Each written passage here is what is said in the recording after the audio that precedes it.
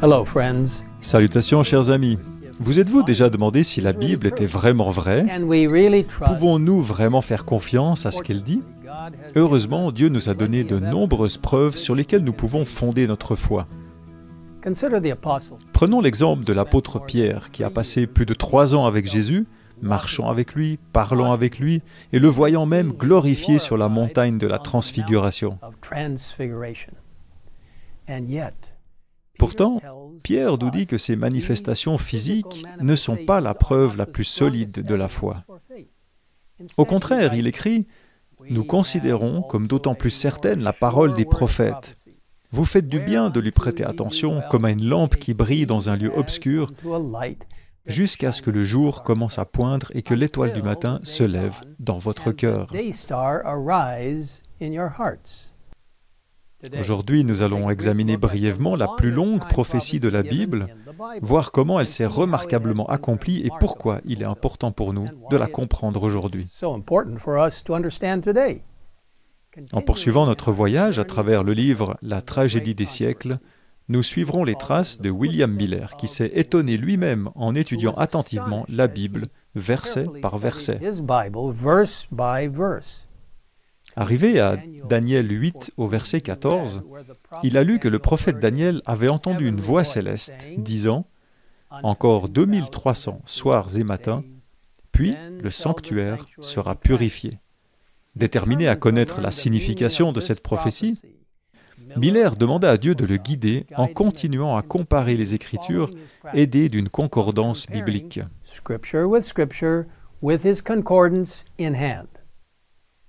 En utilisant cette méthode et en lisant Nombre 14, 34 et Ézéchiel 4, verset 6, Miller a appris que dans les prophéties bibliques, un jour représente une année. En appliquant ce principe, il s'est rendu compte que la période de 2300 jours prophétiques représentait en fait 2300 années littérales.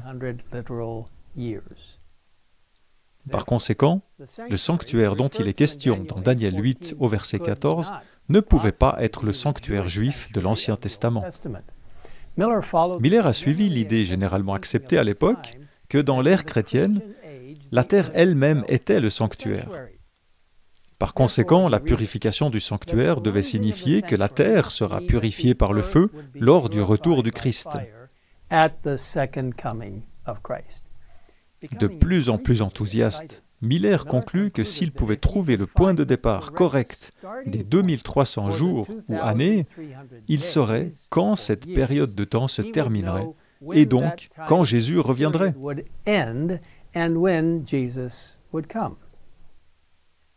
Avec une passion nouvelle et plus profonde, Miller continua à étudier les prophéties.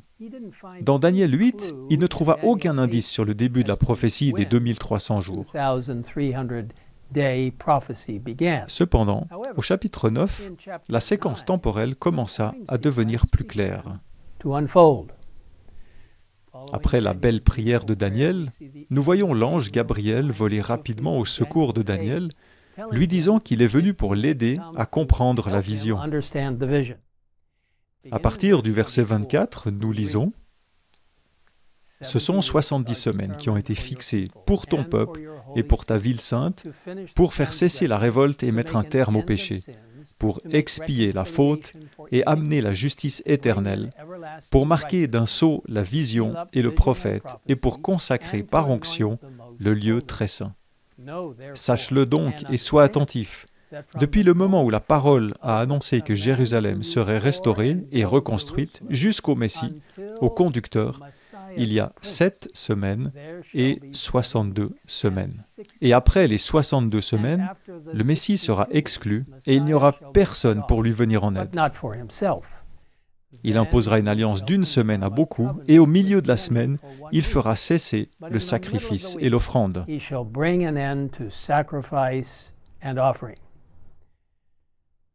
Qu'est-ce que cela signifie? En étudiant attentivement le texte, William Miller a compris que les 70 semaines prophétiques évoquées par l'ange représentaient 490 années littérales. Il se rendit également compte que le mot « fixé » dans ce verset signifie littéralement « retranché ».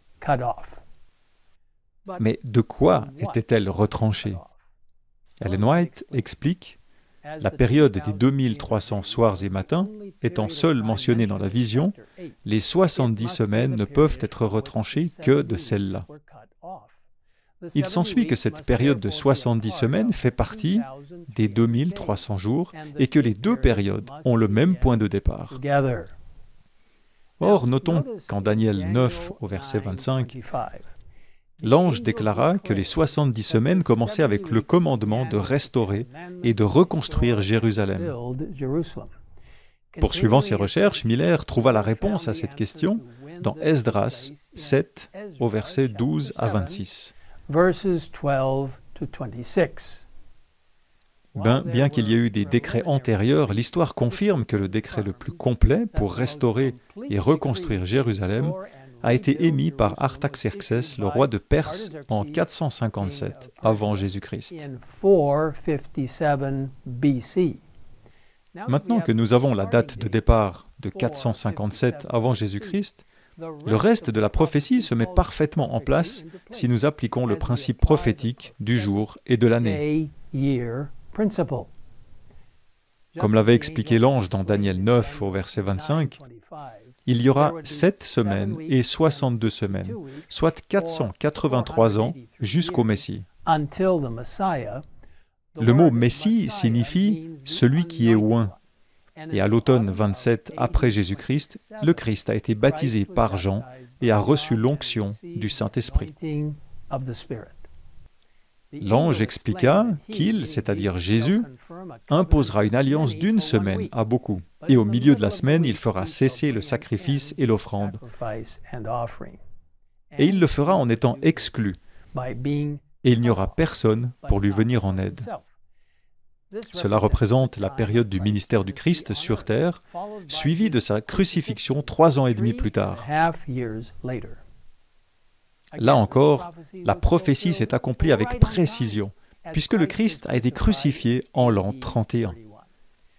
Les 3 ans et demi restants de cette semaine prophétique se sont terminés par le rejet définitif de l'Évangile par les responsables juifs de l'époque, avec la lapidation d'Étienne en l'an 34 après Jésus-Christ. C'est alors que le message de l'Évangile fut étendu au monde entier. Stupéfait par l'accomplissement exact de la prophétie jusqu'à ce moment-là, William Miller réalisa qu'avec ces données en main, un simple calcul mathématique suffirait pour savoir quand les 2300 jours se termineraient.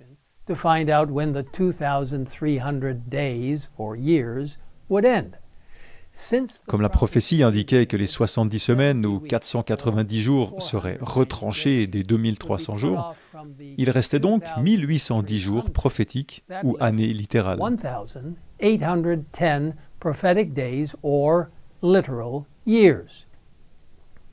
À partir de l'an 34, 1810 années s'étendent jusqu'à l'an 1844 de notre ère.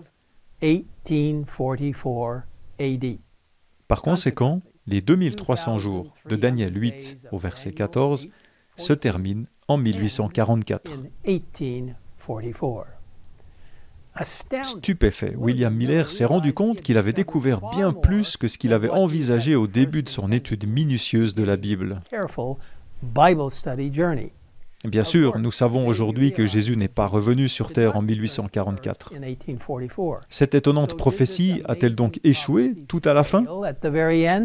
Absolument pas. Au fur et à mesure que nous approfondissons cette étonnante prophétie, étonnante et merveilleuse, laissez-moi vous le dire, nous nous rendrons compte qu'il s'agit de bien plus que des chiffres, dates ou événements historiques. Nous verrons que Dieu nous parle directement, nous rappelant que notre temps est entre ses mains, qu'il est souverain sur tout, et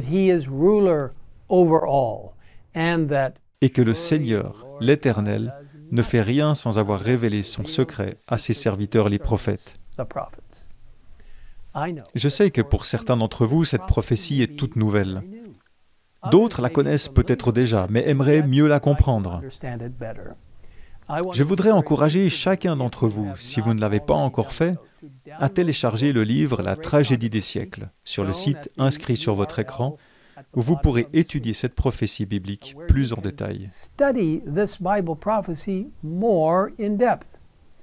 Une autre excellente ressource pour l'étude des prophéties bibliques se trouve sur le site itiswritten.study, qui figure également sur votre écran. And you'll see that on your screen as well. Chers amis, pour terminer, je vous invite à prier avec moi. Just now. Père aimant, merci de révéler des secrets et des informations spéciales à ton peuple par l'intermédiaire des prophètes que tu as choisis. Through prophets whom you have appointed. Nous te demandons de nous aider à comprendre que nous vivons à la fin des temps, qu'il n'y a plus de prophétie temporelle après 1844, que nous vivons juste avant le retour imminent de Jésus. Aide-nous à nous intéresser à la Bible, à ses prophéties et à leur application pratique dans nos vies, alors que nous partageons avec d'autres la bonne nouvelle que Jésus a payé le prix de la vie éternelle pour nous par sa mort, sa résurrection et son ministère d'intercession dans le lieu très saint du sanctuaire céleste, et qu'il enlèvera bientôt ses robes sacerdotales pour revêtir ses robes royales et venir nous chercher à son retour. Merci de nous écouter et de nous avoir révélé tant de choses à travers la Bible. Aide-nous à être des étudiants de la Bible qui se concentrent sur ta parole. Nous te le demandons au nom de Jésus. Amen. Amen.